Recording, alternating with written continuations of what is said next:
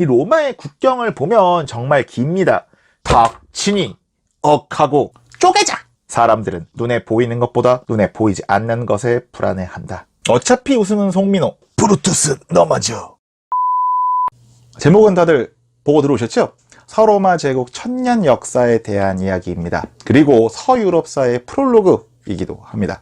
보통 유럽사라고들 많이 얘기를 하죠. 고대, 중세, 근세, 근현대로 나뉘는, 그리고 근세 이후의 세계사를 주도해온 지역의 역사.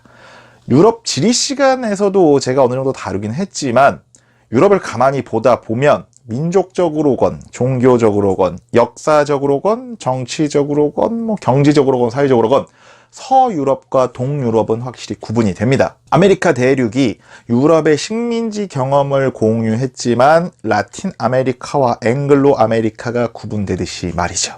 이번 시간부터는 동유럽과는 확실히 구분이 되는 서유럽의 역사에 대해 얼개를 짜고 아는 척도 할 수 있는 시간을 가져보려고 합니다. 그 전에 서유럽의 역사에 큰 영향을 줬고 그 자체가 서유럽 역사의 시작이기도 한 서로마 제국에 대해 이야기를 해보려고 합니다. 제가 예전에 지중해 역사를 다루면서 로마 제국 전체 역사를 한번 다루긴 했습니다. 2000년의 역사를.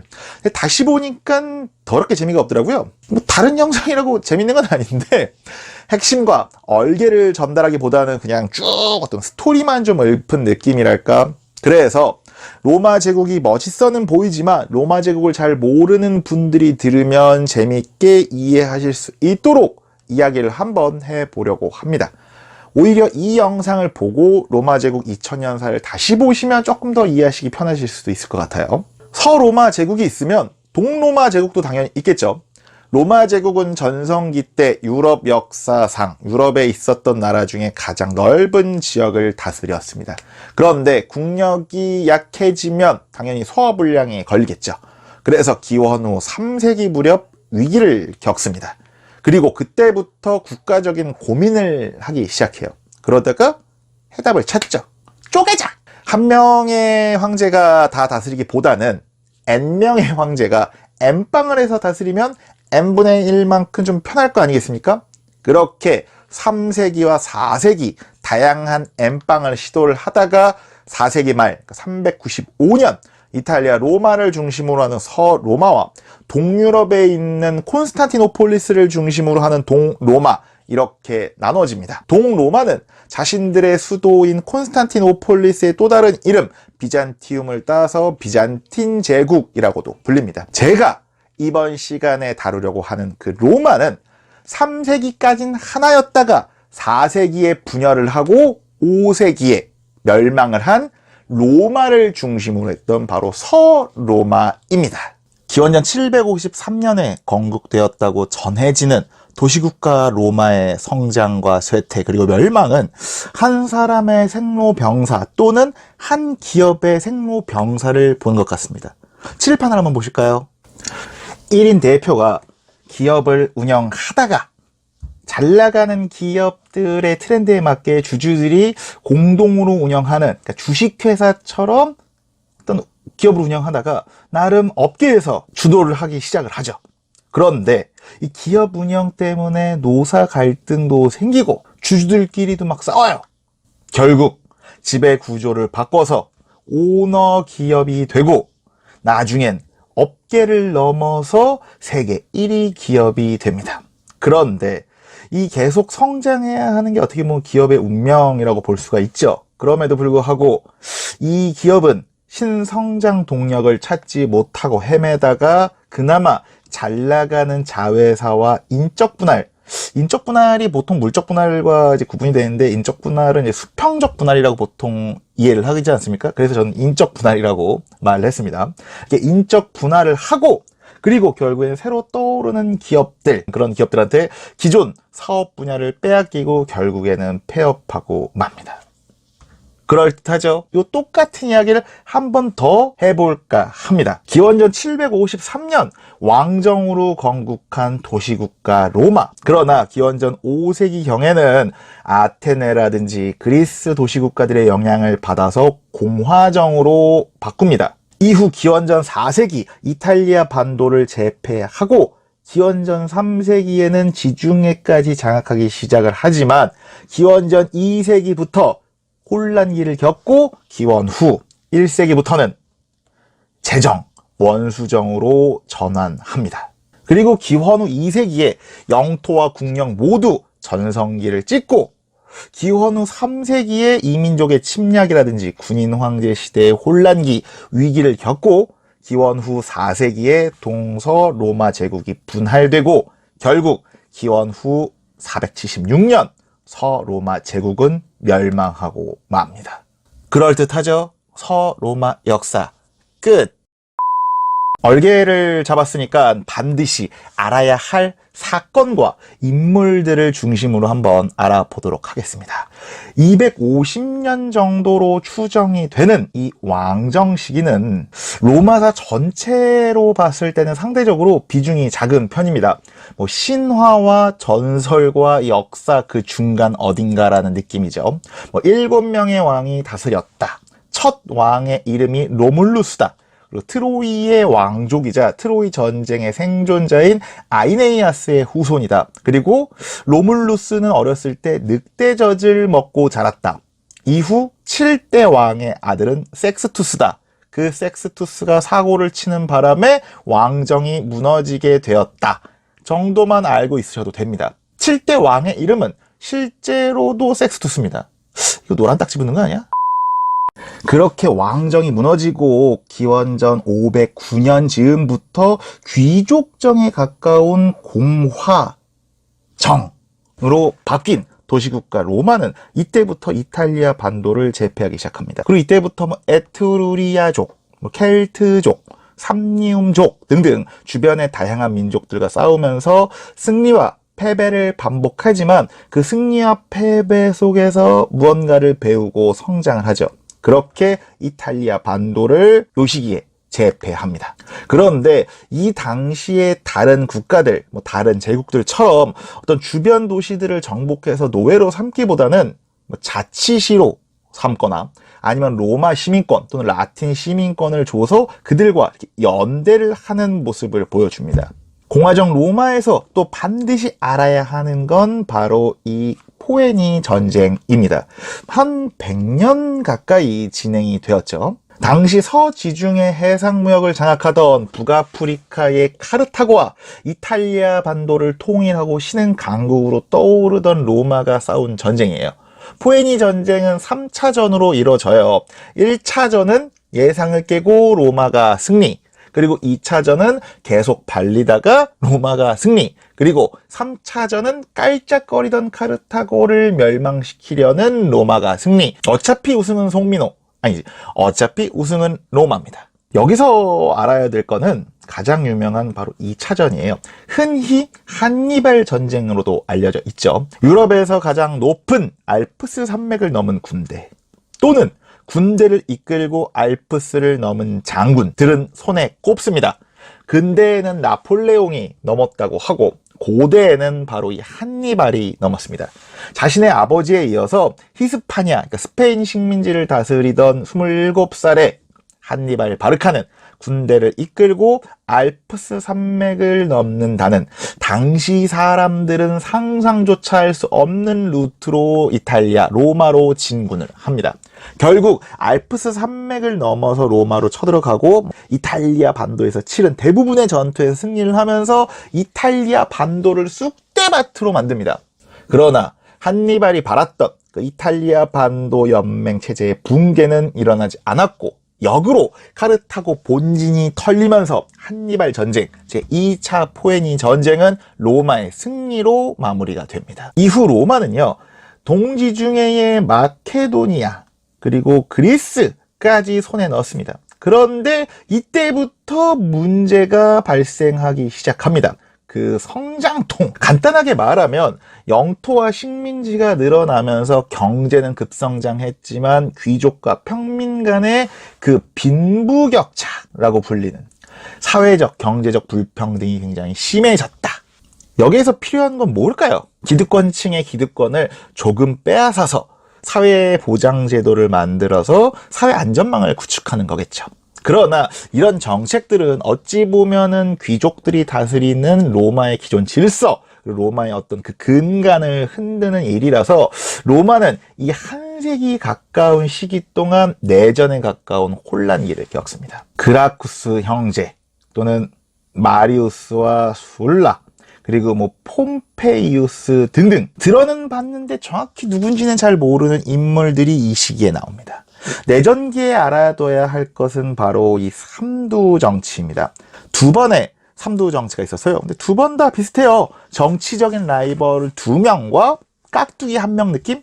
뭐 김영삼과 김대중 그리고 김종필처럼 1차 삼두 정치는 가이우스 이울리우스 카이사르 대 그나이우스 폼페이우스 마그누스 플러스 마르쿠스 리키니우스 크라수스. 2차 삼두 정치는 가이우스 이울리우스 카이사르 옥타비아누스 대 마르쿠스 안토니우스 플러스 마르쿠스 아이밀리우스 레피두스. 결론적으로 1차 삼두 정치에서는 줄리우스 시저, 율리우스 카이사르, 그리고 2차 삼두 정치에는 카이사르의 양아들인 옥타비아누스가 승리를 합니다.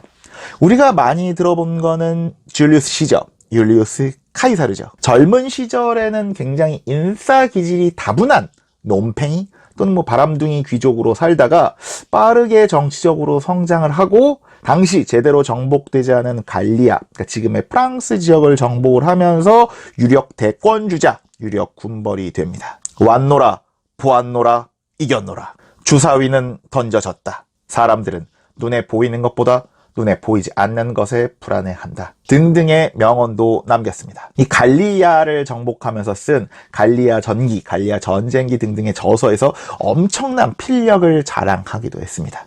바람기, 정치력, 전술 능력, 필력, 머리털 말곤 다 가진 남자죠. 1차 삼두 정치, 1차 내전기에 승리를 해서 혼란기를 수습하고 이후 로마의 기틀을 마련했지만 보수파에 의해 암살당합니다. 참고로 암살당할 때 브루투스 넘어져 라고 외쳤다라고 전해지는데 그거는 셰익스피어가 각색한 이야기라고 합니다. 카이사르는 황제가 되지 않았지만 못했지만 그의 이름은 서양 사회에서 황제라는 의미로 남게 됩니다. 독일의 카이저, 러시아의 짜르의 어원이 카이사르예요. 왜 그러냐? 그의 양아들이자 그의 후계자이자 로마 제정 원수정의 문을 연 로마 제국의 초대 황제 옥타비아누스가 자신의 이름을 가이우스, 이울리우스, 카이사르, 옥타비아누스로 카이사름의 이름을 따서 개명을 해서 그렇습니다. 개명이라기보다는 뭐 양아들이 됐으니까 뭐 그럴 수밖에 없었기도 했지만 2차 삼두 정치, 2차 내전기에서 카이사르의 오른팔이었던 안토니우스에게 승리하고 본인은 부정했지만 로마 최초의 황제, 유럽 최초의 황제가 됩니다. 기원전 27년 국회 역할을 하는 원로원에서 아우구스투스, 존엄한 자라는 존칭을 받고 아우구스투스로 더 많이 불리게 되죠. 그리고 그가 태어난 달을 기념하고자 지금의 8월이 바로 어거스트가 되죠. 삼두정치에 속하진 않았지만 삼두정치와 연관 검색어로 나오는 클레오파트라 7세도 알면 좋습니다. 이집트 헬레니즘, 그러니까 이집트의 그리스 왕조인 프톨레마이오스 왕조의 마지막 파라오, 마지막 왕이자 고대 이집트의 마지막 파라오이기도 합니다. 엄청난 매력으로 1, 2차 삼두 정치의 1익을 담당했던 카이사르와 안토니우스를 유혹해서 이집트에서 권력을 잡지만 막판에 배팅을 잘못해서 옥타비아누스에게 패배하고 이후 이집트는 로마 황제의 개인 재산이 되었다고 하네요. 프랑스의 철학자이자 수학자인 블레즈 파스칼이 그녀의 코가 조금만 낮았더라면 지구의 모든 표면은 변했을 것이다 라는 말을 남기기도 했죠. 보통 로마 제국에 대한 상식은 여기서 그칩니다. 그 뒤는 엄청 막 대중적이진 않아요. 하지만 또 아는 척을 해봐야겠죠? 딱딱 끊어지진 않지만 세기별로 구분을 한번 해보자면 기원 후 1세기는 황제정, 그러니까 제정 로마의 어떤 시스템이 정립되는 시기입니다. 혈통보다는 능력 중심으로 황제직이 세습이 돼서 원수정이라고 불리기도 합니다. 물론 혈통으로 세습되는 경우도 많았습니다. 중간중간에 네로 같은 폭군이 등장도 하지만 결국 2세기에는 오현제 시대라고 불리는 전성기를 맞습니다. 오현제 5명의 현명한 황제들입니다. 네르바, 트라이아누스, 하드리아누스, 안토니우스 피누스, 아니죠, 안토니누스 피우스, 그리고 마르크스 아우렐리우스. 트라이아누스는 로마 제국의 영토를 최대로 넓힌 것으로 유명하고요. 그리고 하드리아누스는 하드리아누스 방벽을 세운 걸로 유명합니다. 그리고 마르크스 아우렐리우스는 역사책보다는 철학책이나 윤리책에서 더 유명하죠. 명상록을 쓴 후기 스토아학파의 대표적인 철학자, 철인 황제죠. 이렇게 잘 나가다가 3세기에 안팎으로 혼란기를 겪습니다. 그거를 이제 3세기의 위기라고 합니다. 북쪽의 게르만족, 그리고 동쪽의 사산 왕조 페르시아 등등 외적들이 이 시기에 굉장히 강해진 시기라서 국방비도 굉장히 많이 나가고, 그러다 보니까 군인들, 군벌들의 힘도 굉장히 강해지면서 자체적인 내전도 많아졌고, 그렇게 안팎으로 전쟁이 많고 삶이 팍팍해지니 민중들도 힘들어지면서 그 틈을 비집고 민중들 사이에서 어떤 사후세계나 구원을 강조하는 기독교가 유행하기 시작을 합니다.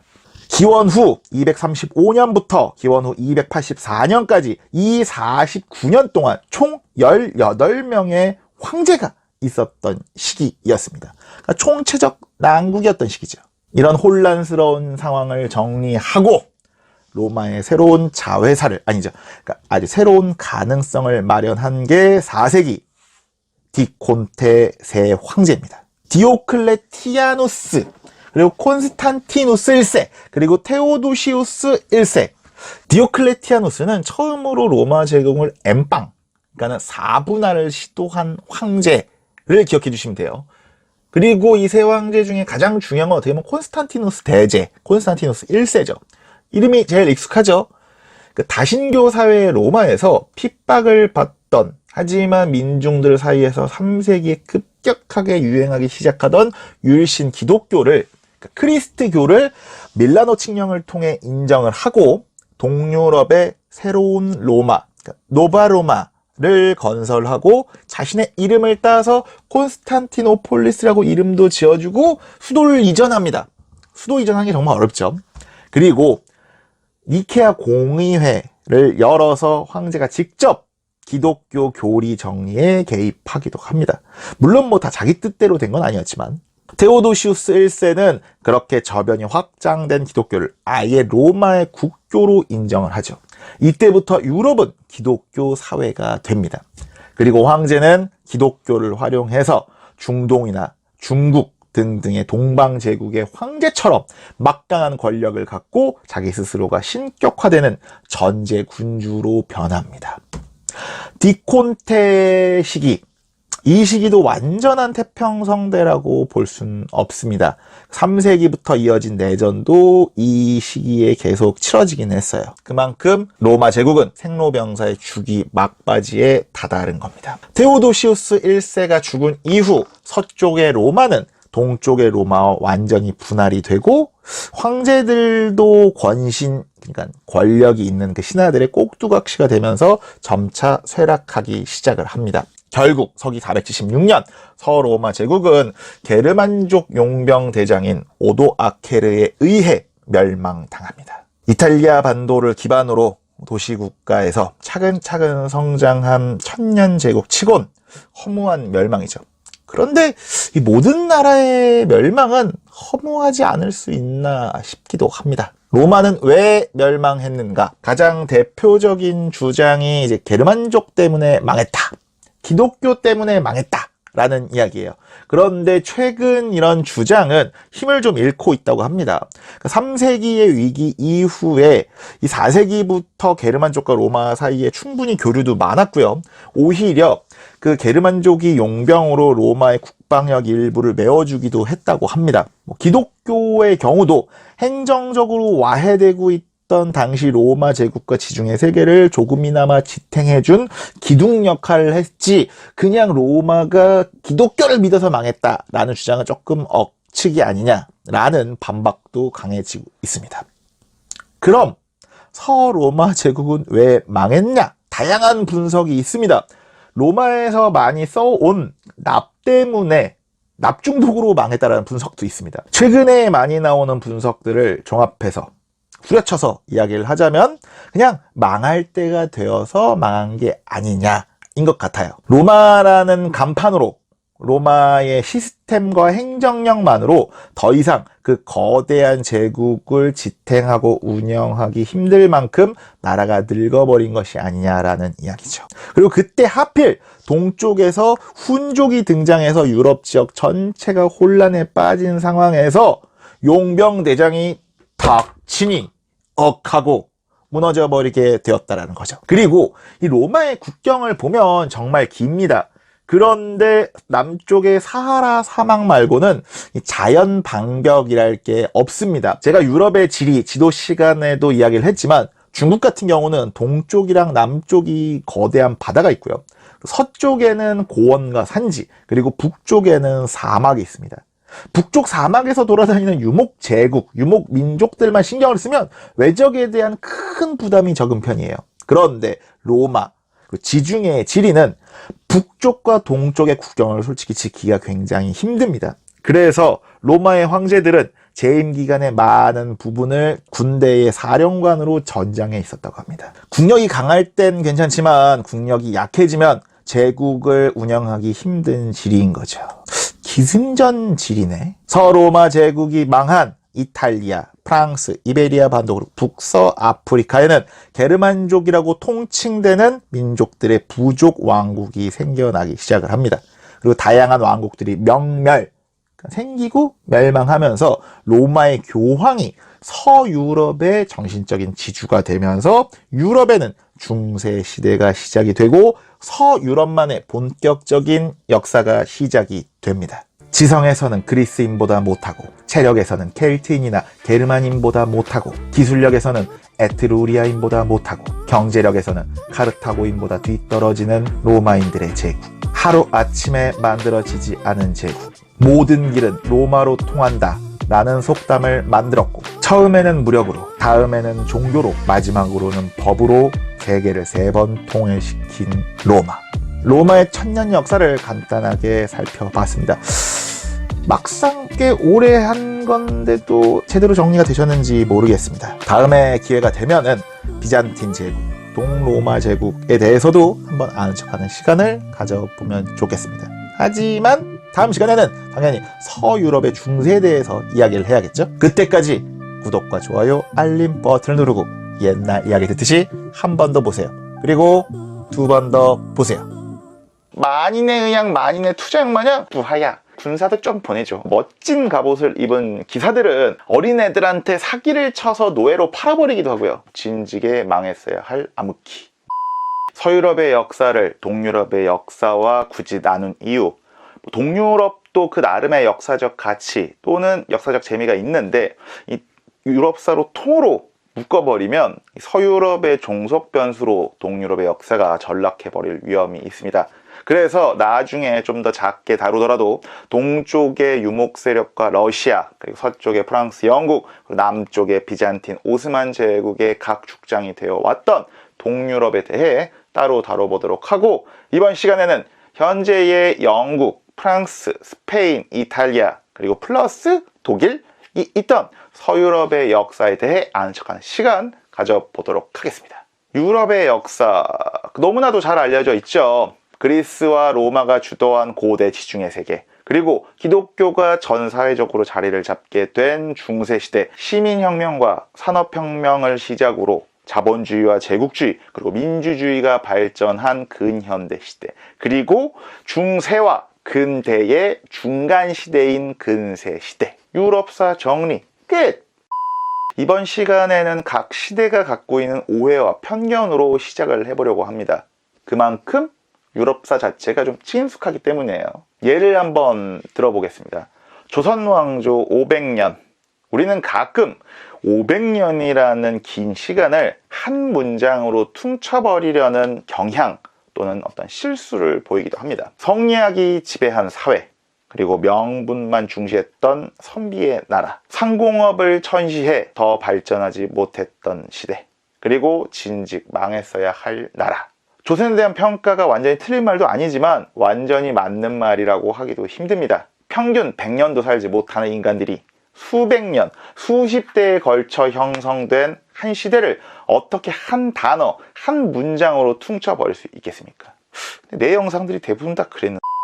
그럼 여기서 질문. 여러분이 느끼시는 유럽의 중세, 서유럽의 중세는 어떠한가요? 기독교의 시대, 합리성보다는 비합리성과 믿음이 지배한 시대, 왕보다는 교회와 봉건 영주가 강했던 시대, 그리고 진즉에 망했어야 할 암흑기. 넓은 의미의 근대에 살고 있는 저도 이 의견을 완전히 부정할 수는 없습니다. 그러나 길게 보면 천년의 중세, 그 천년의 중세가 그렇게 한 문장으로 퉁쳐지진 않겠죠. 중세도 똑같이 사람 사는 세상이었다. 중세 천년도 굉장히 복잡한 시대였다.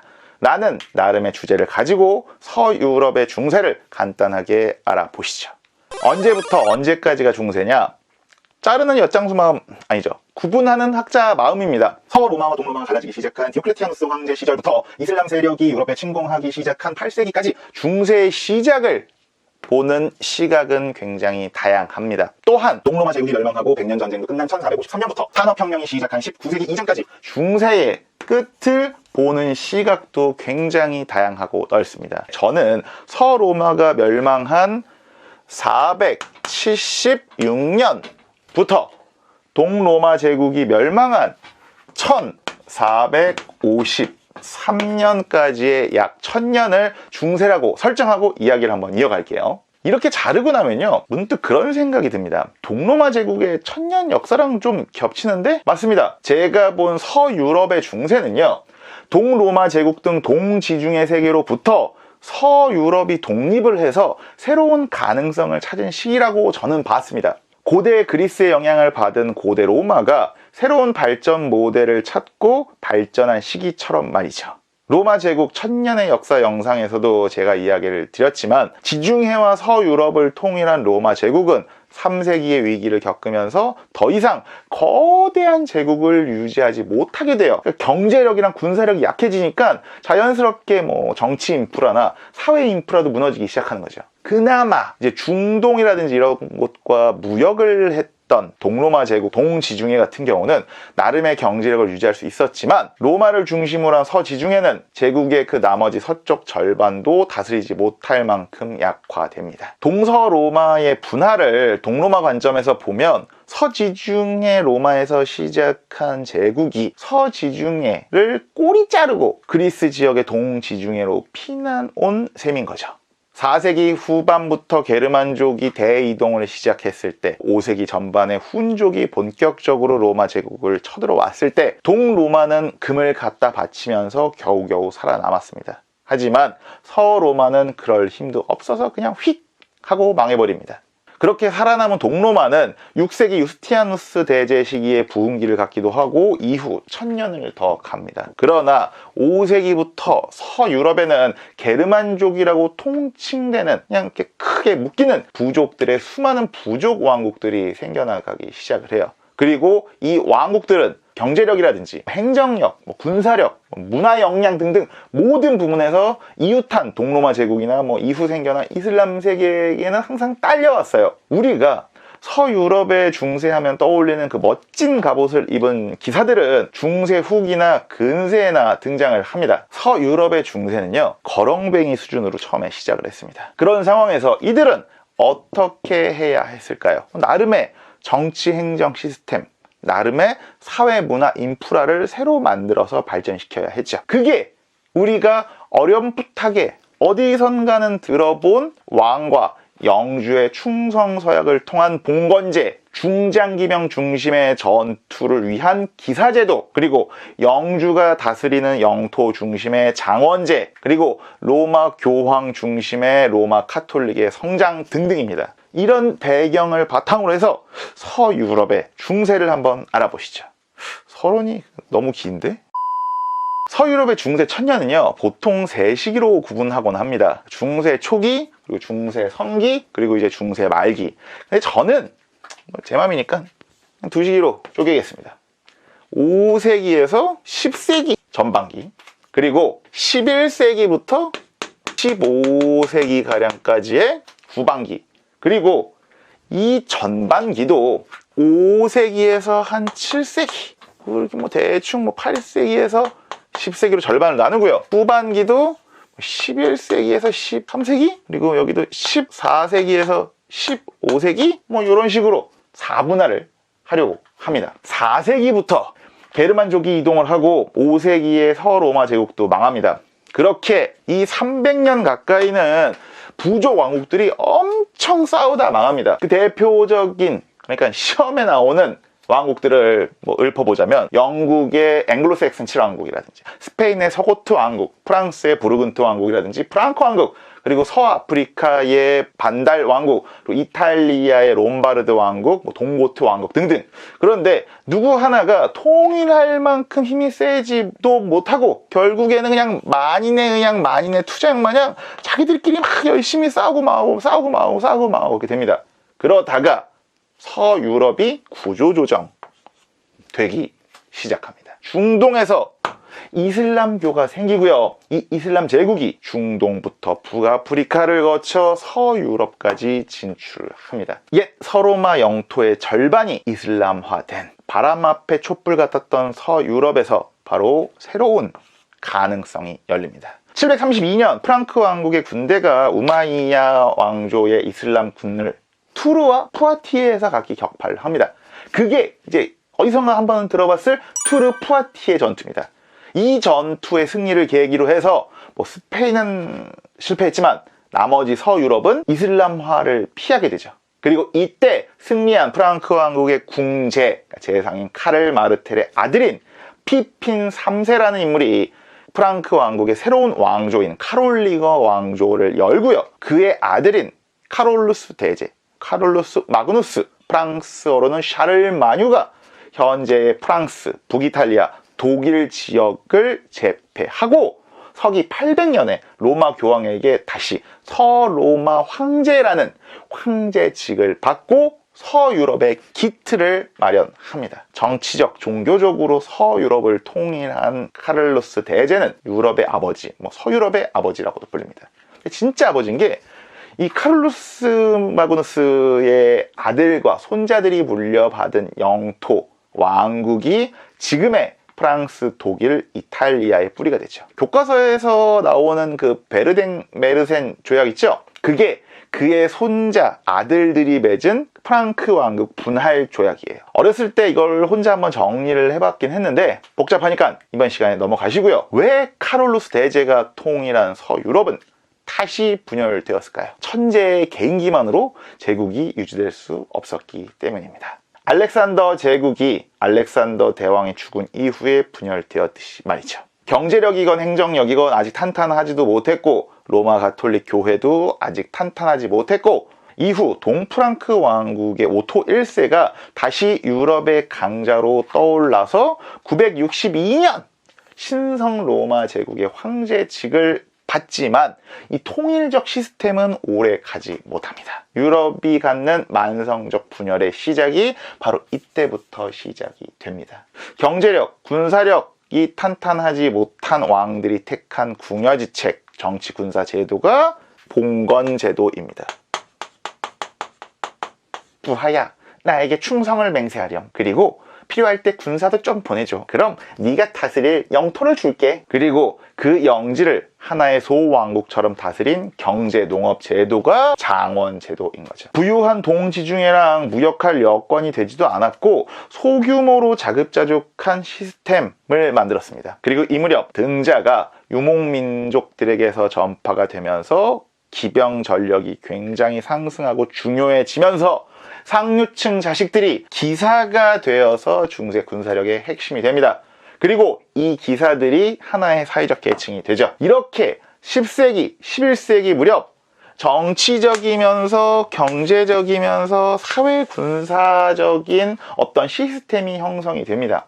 그리고 이게 몇 년 만에 후다닥 하고 지나간 게 아니라 게르만족이 이동하고 프랑크 왕국이 서유럽을 한번 통일한 이후에 수백 년에 걸쳐서 형성이 된 서유럽 나름의 대안이었던 겁니다. 그리고 이 시스템은요, 다른 게르만족이라든지 또는 슬라브족, 마자르족 등등이 이동하고 그들이 기독교와 정교회를 믿게 되는 동유럽에서도 이후에 비슷하게 나타나요. 여기에 동서로마가 분열된 이후 동로마 황제라든지 콘스탄티노플 교회의 다소 종속적인 상황이었던 로마 교회가 1054년에 동서교회가 분열되면서 동로마, 동지중해의 정통교회와는 구분이 되는 서유럽의 정신적인 지주 로마 가톨릭으로 우뚝 서게 됩니다. 그리고 로마 가톨릭의 교황은 기독교 교리를 명분으로 내세우면서도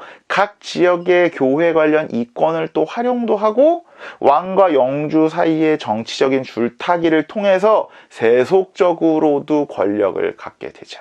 그리고 11세기, 13세기까지 방금 말씀드린 이 시스템이 완성이 되기 시작을 합니다. 그리고 그 완숙의 대표적인 사건이 1077년 카노사의 굴욕이라든지 또는 1095년부터 200여 년에 걸쳐 진행이 된 십자군 전쟁 등등입니다.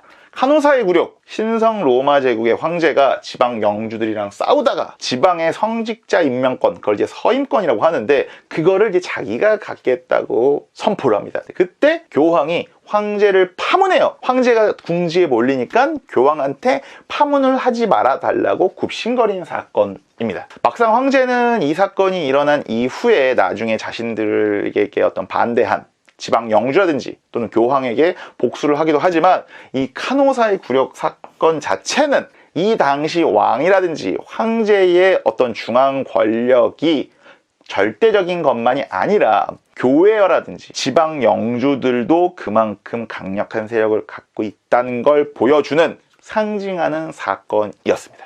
200년에 걸친 십자군 전쟁, 중동의 투르크 셀주크 제국이 동로마를 위협하고 압박을 하자 서유럽에서도 교황을 중심으로 해서 기독교 세계를 지키고 예루살렘을 탈환하자! 라고 외치면서 시작을 한 전쟁입니다. 십자군 전쟁만 갖고 시리즈 컨텐츠를 만들 수 있을 만큼 정말 재밌는 이야기들, 정말 다양한 이야기들이 많지만 지금은 중세의 얼개를 짜고 있으니까 결과만 말씀드릴게요. 결과는 실패!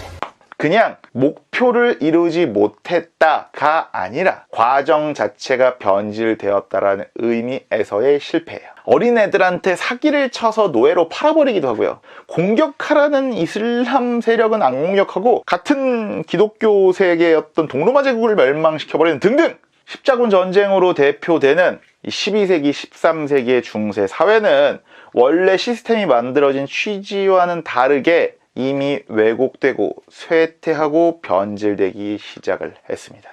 결국 14세기에 서유럽은 혼란기를 겪습니다. 로마 교황이 프랑스 왕이랑 싸우다가 프랑스의 아비뇽에 수십 년 동안 갇혀있기도 했고요. 영국과 프랑스는 간헐적이긴 했지만은 무려 100년에 걸쳐서 전쟁을 하기도 했어요. 가장 결정적이기도 했던 흑사병으로 유럽 인구의 3분의 1 또는 4분의 1 가까이가 죽는 등등의 정말 저주스러운 일들이 발생을 하죠. 그 시기에 최후의 이슬람 제국인 오스만 튀르크 제국이 13세기부터 발칸반도를 정복하기 시작하고 결국 1453년 유럽의 방파제였던 동로마 제국까지 멸망시키면서 이러다 유럽도 이슬람화 되는 거 아니야? 라는 위기가 바로 이 서유럽에 찾아옵니다. 그러나 서유럽은 결국 또 다른 가능성을 찾고 현재까지 세계 사회를 주도하는 문명의 히트를 만듭니다. 그 이야기는 다음 시간에 마저 하도록 하겠습니다. 그때까지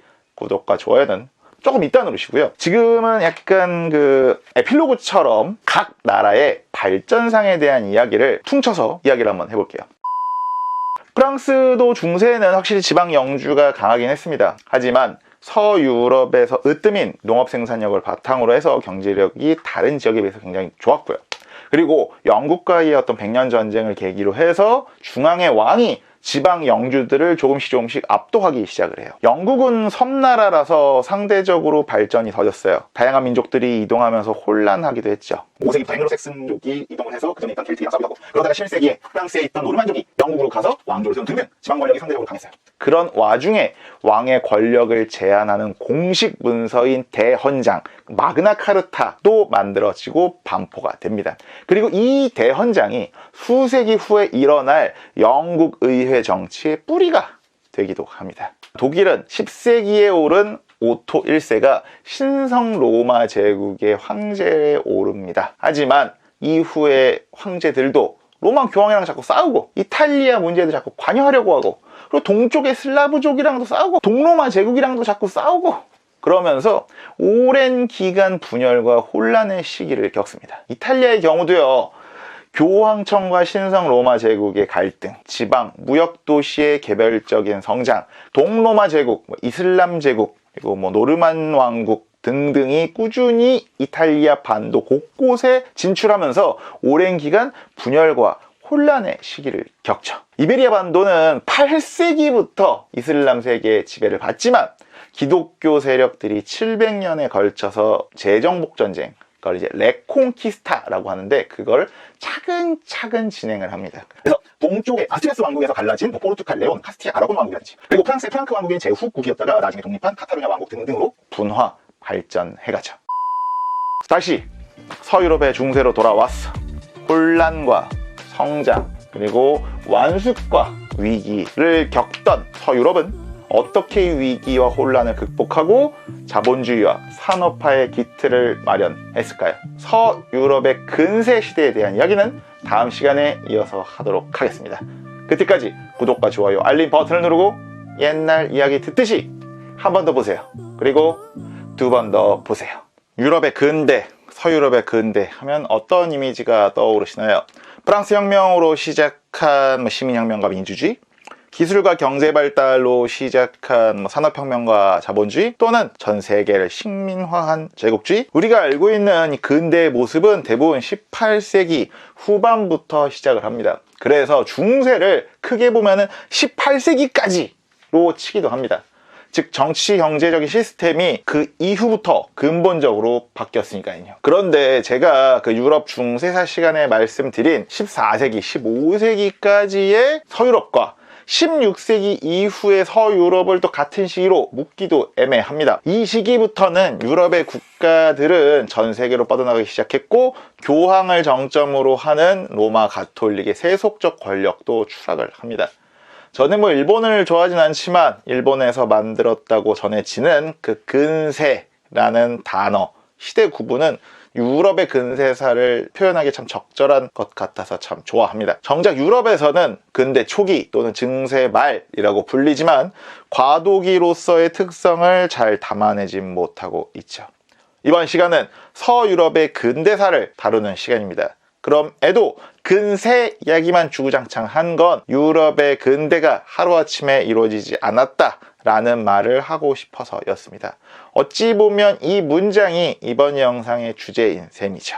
영국의 사학자 에릭 홉스봄은 혁명의 시대, 자본의 시대, 제국의 시대라는 책 3권으로 유럽의 근대를 서술했습니다. 프랑스 혁명이 시작한 1789년부터 1차 세계대전 발발 직전인 1914년까지 역사적 의미에서의 진짜 19세기, 역사적 의미에서의 진짜 근대를 기준으로 해서 서유럽의 근세, 근현대 500여 년을 함께 아는 척해 보도록 하겠습니다.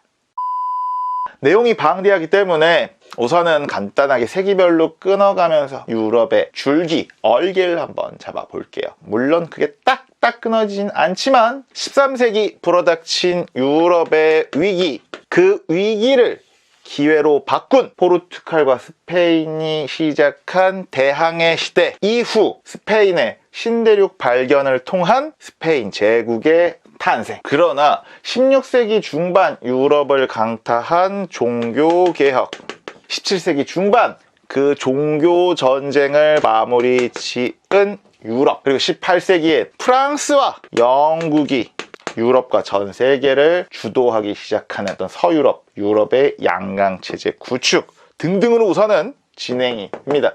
어렵지 않죠? 유럽의 근세사 끝. 우선 유럽의 시계를 13세기, 14세기로 한번 돌려볼게요. 십자군 전쟁의 실패와 가톨릭 세계관의 균열, 그리고 13세기 초 몽골 제국의 등장, 그리고 14세기 중반 흑사병의 유행, 그리고 오스만 제국의 등장과 정복. 유럽, 특히 서유럽은 그래서 굉장히 큰 위기감에 휩싸였습니다. 그러나 역사의 우연인지 역사의 필연인지는 모르겠지만 언제나 이 위기의 시기엔 기회가 찾아옵니다.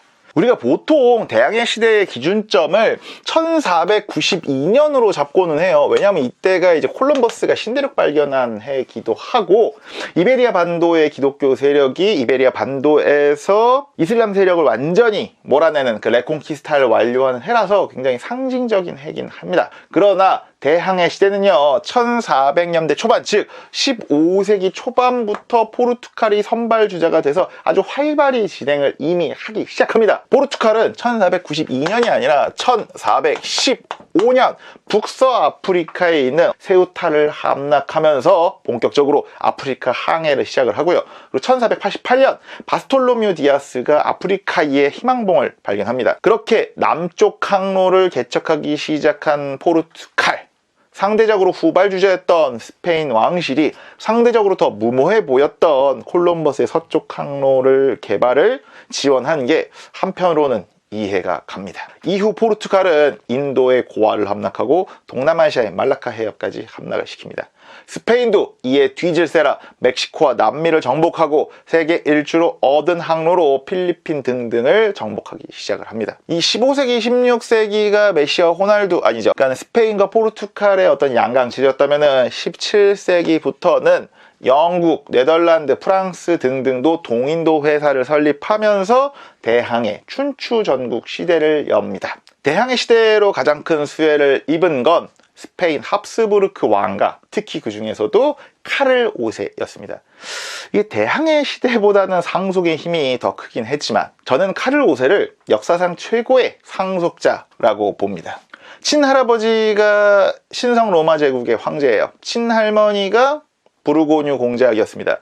지금의 부르고뉴 지방은 프랑스 중부 지방을 뜻하지만 당시 부르고뉴 공국은 지금의 네덜란드, 벨기에까지 갖고 있던 영토였습니다. 외할아버지는 스페인 동부에 있는 아라곤의 왕. 근데 아라곤은 당시에 또 나폴리아, 시칠리, 그리고 남이탈리아까지 영토로 갖고 있었어요. 외할머니는 스페인 중부의 카스티아 레온 왕국이었는데 여기는 그 신항로 개척을 지원해서 신대륙을 발견한 나라였습니다. 정작 카를 5세의 아빠와 엄마는 일찍 죽거나 뭐 광병에 걸리니까 미쳐버려서 별로 유명하진 않지만 친할아버지, 친할머니, 외할아버지, 외할머니의 그 거대한 영토를 전부 다 물려받은 게 이 스페인 합스부르크 왕가의 카를 5세였습니다. 유럽 영토의 절반 가까이의 영향력을 행사한 영국의 해가 지지 않는 제국이라는 표현의 원조이기도 합니다. 이렇게 잘 나가던 합스부르크 스페인 제국은 다시 분할 상속으로 다시 분열되고요. 대항해 시대와 신대륙 발견 등으로 엄청나게 늘어난 부를 제대로 관리하지 못하고 심지어 이후에 일어날 종교개혁 그리고 종교전쟁에 지나치게 개입하면서 쇠퇴의 길을 걷습니다. 종교개혁, 16세기 내내 유럽을 강타한 그냥 하나의 사건이라기보다는 그 세기를 어떻게 보면 표현할 수 있는 하나의 현상, 14세기, 15세기 이탈리아에서 시작한 어떤 인간 중심의 문화예술 부흥 운동, 르네상스가 서유럽에서 유행을 하면서 신중심의 세계관을 갖는 기독교는 위기를 겪습니다. 물론 종교인 기독교의 위기는 어떻게 보면 지나친 세속화가 근본적인 원인이라고 볼 수가 있습니다. 중세 말에 기독교가 타락했다라고 생각진 않아요. 저는 그 인간의 어떤 본능적인 욕망, 그 욕망을 표출하는 걸 타락이라고 생각하진 않기 때문입니다. 중세 말의 기독교는 지나치게 세속화되었고, 즉 세상과 너무 많은 관계를 맺었고, 그러면서 권력화되었죠. 동아시아의 불교, 그리고 중동의 이슬람교도 그 비슷한 과정을 겪었다라고 생각을 합니다. 아무튼 지나치게 세속화된 로마 가톨릭을 비판하고 나 돌아갈래! 를 외친 종교개혁가들 때문에 기독교는 또 한 번 나눠집니다. 신교와 구교로 말이죠. 종교개혁은 1517년 마르틴 루터가 교회를 고발하는 95개조 반박문을 발표하면서 시작을 합니다. 근데 이 종교개혁을 그냥 후려쳐서 말씀을 드리면 북유럽과 북독일에서 마르틴 루터의 루터주의, 스위스와 남독일에서 칼뱅주의 등등의 어떤 개혁주의 교회, 그리고 영국에서 유행한 영국 왕실 중심의 잉글랜드 국교회가 바로 종교개혁으로 생긴 신교 3대장입니다. 영국 성공회는 많은 신학자들이 참여는 하지만 드라마 튜더스의 주인공 헨리 8세 이후 왕실과 함께 종교개혁이 진행되면서, 또는 왕실 중심으로 종교개혁이 진행되면서 종교개혁이 다소 중도적으로 진행이 됩니다. 중도적이고 현실적인 개혁이 절대 선이라고 볼 수는 없습니다. 그러나 독일, 프랑스 등등에서 종교 전쟁, 종교 내전을 벌이면서 국력을 소모시킨 것과 다르게 종교개혁이 안착한 이 영국은 말이죠, 이때부터 성장의 기회를 잡습니다. 그렇게 종교개혁을 바탕으로 대영 제국의 기틀을 마련한 게 헨리 8세의 딸 엘리자베스 1세입니다. 해적 나부랭이 출신 영국의 해군이 무적함대로 불리던 스페인 해군을 이긴 칼레 해전이 바로 그 엘리자베스 1세 때입니다. 이에 반해 16세기 중반부터 17세기 중반까지 유럽, 그러니까 대륙은 정말로 1세기 가깝게 종교개혁 때문에 혼란스러웠습니다. 이때 국교 제국인 스페인은 휘청이기 시작을 하고요. 반대로 스페인의 영지 중에 하나였던 신교 지역 네덜란드가 경제 군사적으로 잘 나가면서 어떤 국가 간의 이해관계도 굉장히 복잡해지기 시작을 했습니다. 결국 1618년 서유럽 최후의 종교전쟁이라고 불리는, 그리고 유럽 최초의 국제전쟁이라고 불리는 그 30년 전쟁에서 정치적, 외교적, 종교적 갈등이 대폭발합니다. 결국 그 30년 전쟁을 마무리 짓는 1648년 최초의 국제협약으로 불리는 베스트팔렌 조약을 통해서 개인의 종교적 자유가 보장이 되고 네덜란드, 스위스 등등이 독립하는 등등 근대적인 유럽의 틀이 갖춰 나가지기 시작을 하죠. 그리고 이 30년 전쟁으로 부상을 한 게 바로 북유럽, 발트해의 스웨덴과 서유럽의 프랑스입니다. 프랑스 왕실은 굳이 치면은 국교 국가, 국교 정부였습니다. 그런데 30년 전쟁에서 신교편을 들었다고 해요. 물론 이게 국가들의 이해관계 때문이었다라고 하지만 항상 종교적 명분을 내세웠던 유럽의 분위기, 그 이전의 분위기와 다르게 이때부터는 본격적으로 자신들의 이해관계, 나라와 국가의 이해관계 때문에 유럽의 외교와 정치가 돌아가기 시작을 하죠. 그리고 이 시기를 기점으로 해서 종교적, 정치적, 경제적으로 안정을 취한 프랑스가 유럽의 강자로 우뚝 섭니다. 루이로 유명한 그 부르봉 왕조가 바로 이 17세기 중반 전후로 전성기를 구가합니다. 특히 태양왕 루이 14세는요 72년 동안 프랑스를 다스리면서 왕권 신수설, 충상주의, 관료주의 등등으로 대표되는 유럽 절대 왕정의 상징이 됩니다. 프랑스의 영원한 라이벌 영국은요 17세기 내내 시민혁명을 겪으면서 내부적으로 조금 혼란기를 겪습니다. 권리청원, 청교도 혁명, 크롬웰, 명예혁명, 권리장전 등등 들어는 보셨죠?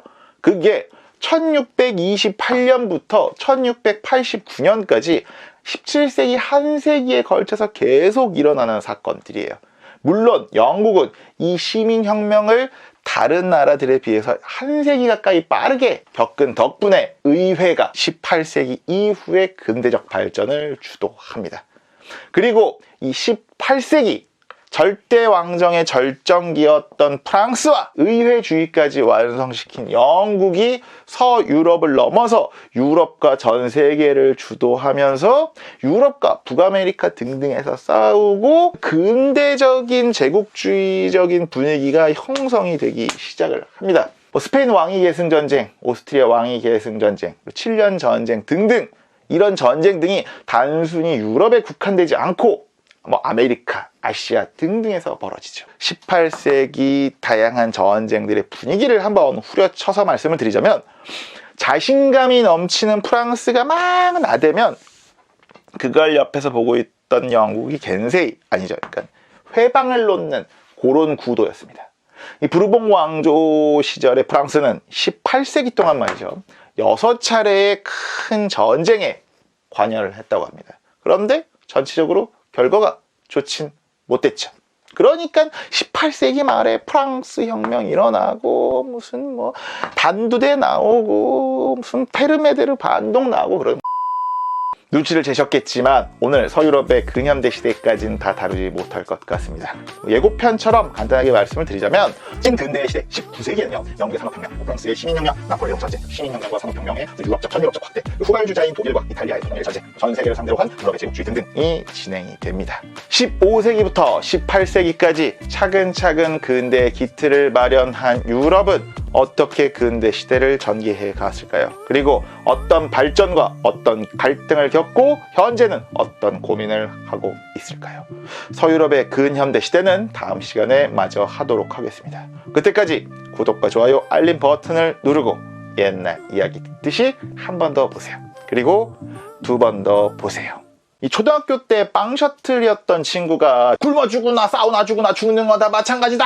중학교 들어가서 힘이 갑자기 세지고 덩치가 커지면 쿠데타를 일으킨 후에 황제가 되고 우리가 이제 퉁쳐서 부르주아라고 부를게요. 그런데 왜 또 같은 말을 하는 거냐? 18세기 후반부터 최근까지의 약 200년, 250년의 서유럽을 다루는 영상입니다. 지난 시간에는 유럽의 근대는 하루아침에 이루어지지 않았다. 즉 생각보다 근세가 짧지 않았다라는 주제로 서유럽, 유럽사에 대해서 알아봤습니다.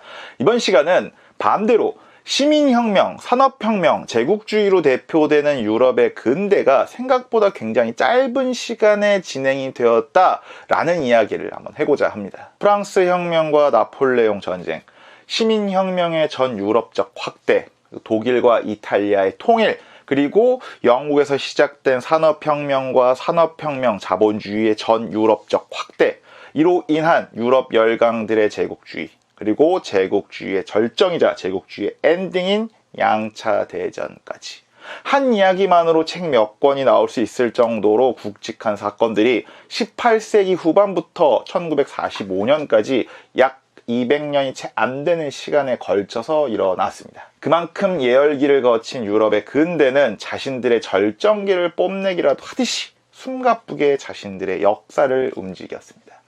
에릭 홉스봄의 책 제목 혁명의 시대, 자본의 시대, 제국의 시대, 극단의 시대로 서유럽, 유럽의 근현대를 함께 아는 척 해보시죠. 있어 보인 척 이야기를 했지만 1789년부터 1914년까지 유럽의 근대사를 크게 보면은 혁명의 시대, 자본의 시대, 제국의 시대라는 세 개의 키워드로 얼추 설명이 가능합니다. 저도 에릭 홉스봄의 책을 갖고 있지만 번역의 탓인지 원래 그런 건지 제 이력이 딸린 건지 잘 읽히진 않습니다. 좀 이따 보겠습니다. 하지만 홉스봄이 그 정한 책 제목, 즉 키워드는 참 적절하다는 생각이 듭니다. 시민혁명, 산업혁명, 제국주의는 따로 진행되지 않습니다. 동시다발적으로 맞물려서 진행이 됩니다. 근대 이전까지의 사회경제적 상황을 간단하게 말씀을 드리자면 15세기, 16세기 포르투갈과 스페인이 시작한 대항해 시대가 펼쳐지죠. 이로 인해서 신대륙에서 대량의 은이 유입이 됩니다. 그렇게 16세기, 17세기에 통화량, 그러니까 돈이 많이 풀리면서 가격혁명이 일어나니까 인플레이션이 일어난다는 겁니다. 그러니까 물가는 오르고 임대료와 임금은 하락하는, 그리고 17세기부터 이 네덜란드, 영국, 프랑스가 대항해 시대에 참여를 하면서 상업혁명도 일어나기 시작을 합니다. 이 유럽이 세계 무역을 주도하면서 유럽 내에서 소비나 상업 활동이 굉장히 올라가는 그런 걸 우리가 이제 상업혁명이라고 부릅니다. 그리고 17세기, 18세기에는 네덜란드를 중심으로 금융경제가 굉장히 발달을 합니다. 그러니까 신용의 개념이 도입이 된다든지 은행과 증권거래소 등이 설립이 되는 등등의 일련의 일들이 바로 이 17, 18세기의 네덜란드를 중심으로 만들어져요. 그리고 18세기 들어서는 중앙집권 체제를 완성한 영국과 프랑스가 유럽을 넘어서 전 세계를 무대로 해서 양강 체제를 구축을 합니다. 이미 지난 시간에 어느 정도 한 이야기입니다. 그런데 왜 또 같은 말을 하는 거냐? 이 일련의 역사적 과정을 통해서 절대 왕정을 뒷받침한 세력은 기존의 어떤 토지라든지 아니면 농업 경제를 중심으로 한 귀족 기사들이 아니라 새롭게 떠오른 이 상공업자라는 겁니다. 그들 우리가 이제 퉁쳐서 부르주아라고 부를게요. 중세시대부터 있었던 단어입니다. 성 안의 사람들을 지칭하는 단어였는데 성 밖의 농민들, 그러니까 농노들과는 다르게 상공업에 종사를 하면서 상대적으로 행동이 자유로운 사람들, 즉 자유민이었습니다. 그런데 이 근세 시대 수백 년에 걸쳐서 유럽, 특히 서유럽의 상공업이 비약적으로 발전을 하면서 이들의 경제적 지위도 비약적으로 발전을 했습니다. 그런데 이들의 정치적 지위는 상대적으로 발전이 늦었습니다. 이 초등학교 때 빵 셔틀이었던 친구가 중학교 들어가서 힘이 갑자기 세지고 덩치가 커지면 자연스럽게 그 학교 커뮤니티에서도 지각 변동이 일어나곤 합니다. 18세기 내내 대규모 전쟁에 개입했던 프랑스는 경제적 부담이 커지면서 그 빵 셔틀 부르주아를 더 괴롭히기 시작을 했고, 그리고 17, 18세기의 계몽주의라든지 자유주의 사상 덕분에 더 이상 이 빵 셔틀이 빵 셔틀로 남아서는 안 된다, 남을 필요가 없다라는 자각이 생기기 시작했고요. 옆 동네에서 미국이라는 영국의 빵 셔틀, 아니죠, 식민지가 독립하면서 어떤 선례가 생긴 그 상황에 터진 게 바로 프랑스 대혁명입니다. 바스티유 감옥 습격, 입법의회, 국민공회와 혁명전쟁, 그리고 로베스피에르의 공포정치, 그리고 테르미도르 반동 등등 구체적인 건 나중에 다루겠지만 이 프랑스 대혁명은 부르주아가 중심이 된 부르주아 혁명이었다라는 것만 알아주시면 됩니다. 이후 전쟁 영웅으로 국민적 지지를 얻던 나폴레옹이 쿠데타를 일으킨 후에 황제가 되고 전 유럽을 정복할 뻔했다가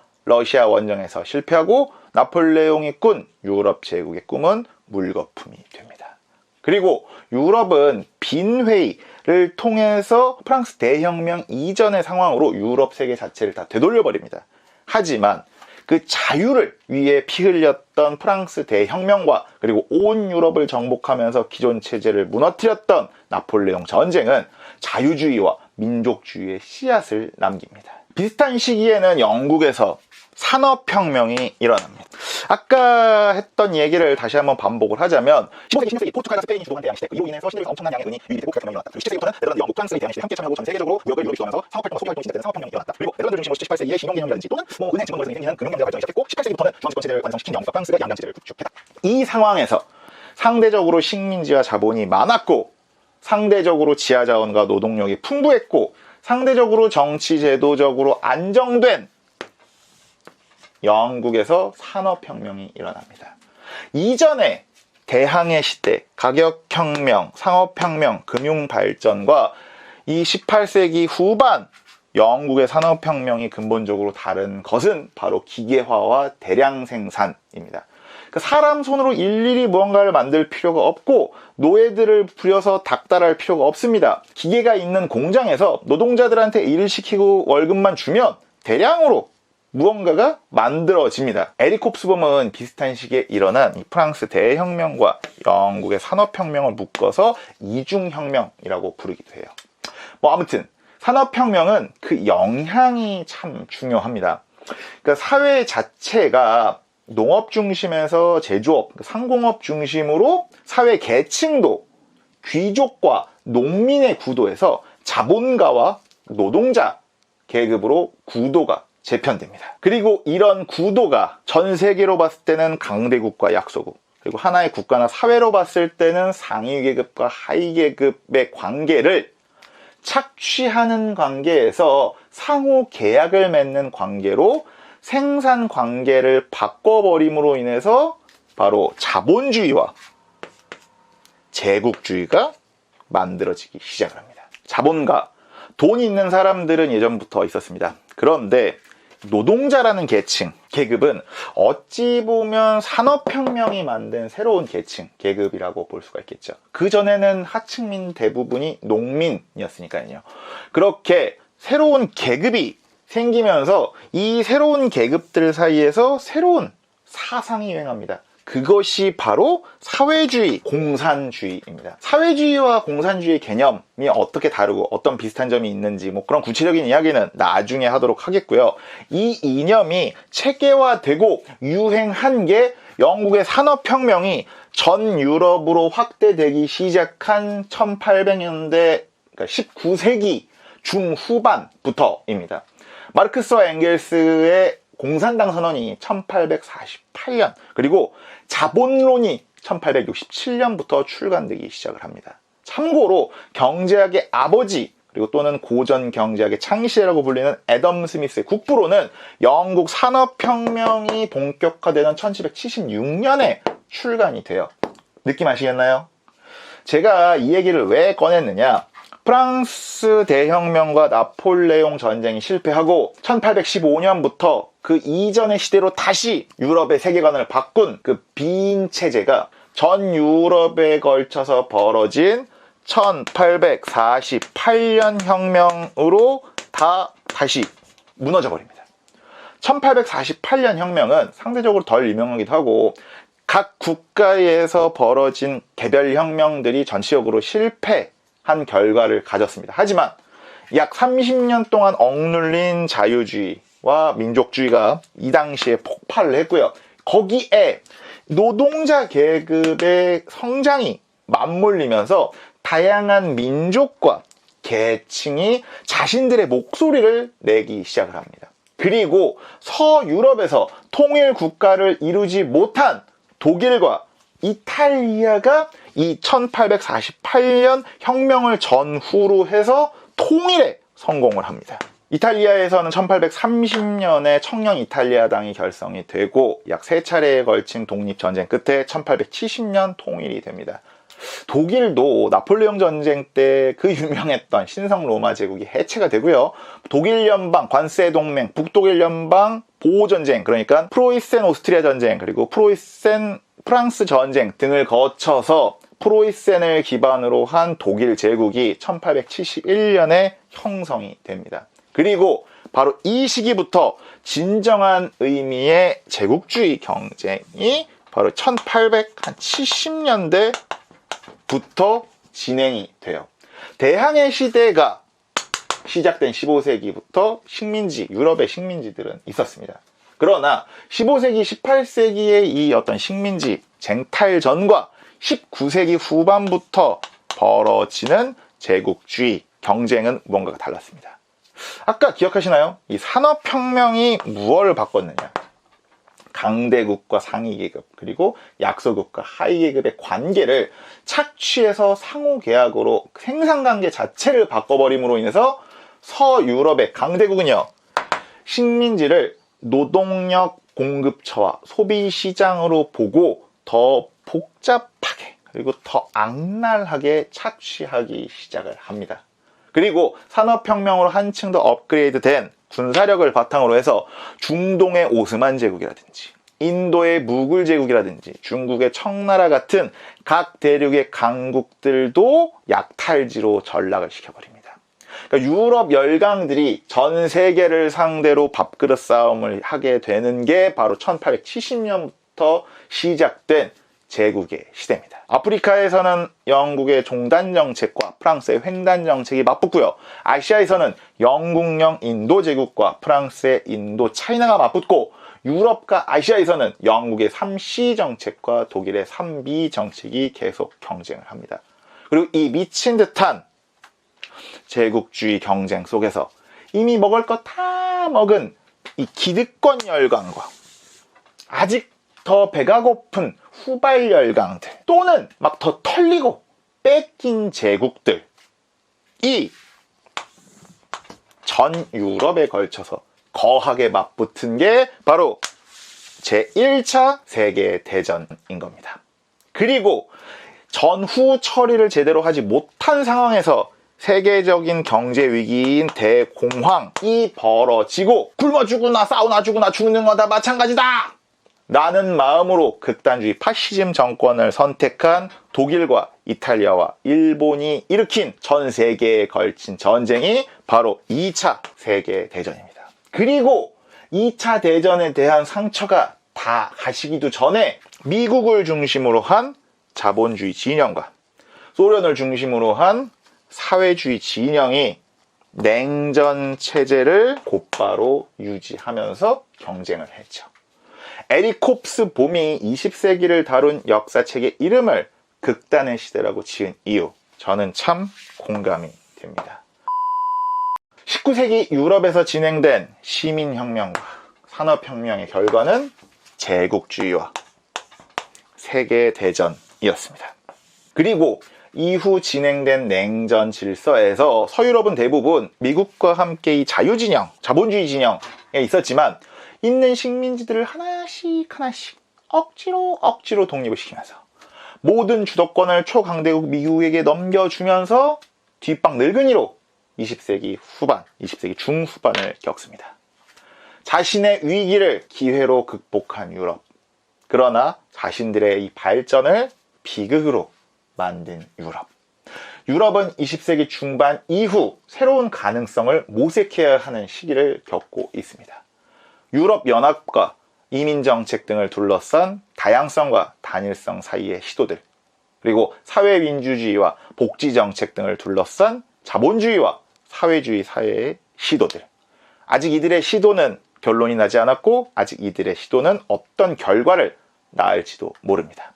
그래서 저 또한 이 디테일하게 이후의 일들을 단정지어서 말씀드리긴 힘듭니다. 그러나 이들의 고민은 2000년 전 로마 제국이 했던 고민이었고 이들의 고민은 21세기를 살아가는 대한민국의 고민이기도 합니다. 아는 척하기를 표방하는 저답지 않게 생각보다 조금 무겁고 복잡하게 서유럽의 역사를 한번 풀어봤습니다. 지중해 역사라든지 발칸반도 역사 등등을 통해서 어느 정도 다뤘던 내용들도 있고 그래서 조금 다른 깊이로 다뤘는데 어떠셨는지 모르겠습니다.